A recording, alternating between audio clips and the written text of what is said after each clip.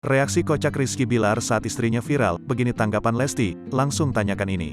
Baru-baru ini sosok pedangdut Lesti Kejora sedang menjadi perbincangan warganet. Nama Lesti mendadak jadi sorotan setelah banyak yang membuat meme soal begini tanggapan Lesti, hingga viral. Tak diketahui awal mula meme tersebut bermunculan.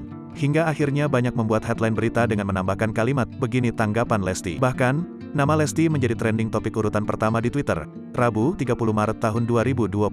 Istrinya tengah jadi sorotan warganet, Rizky Bilar seolah sudah mengetahui kabar tersebut. Hal itu terlihat dalam sebuah unggahan video terbaru di Instagram pribadinya, @rizkybilar. Sang aktor awalnya memanggil Lesti yang tengah berjalan mendahuluinya. Sayang, mau tanya dong, kata Bilar. Seketika, Lesti langsung menoleh ke arah sang suami. Apa? Tanya Lesti. Gimana tanggapan kamu terkait tanggapan Lesti? Ucap Bilar lagi. Mendengar pertanyaan Bilar, Lesti terlihat tersenyum tipis kemudian memalingkan muka. Sementara dalam keterangan postingannya, Bilar tampak menuliskan respons terkait meme begini tanggapan Lesti yang viral di media sosial. Daripada penasaran mending saya langsung ke Yebes, tulis Bilar.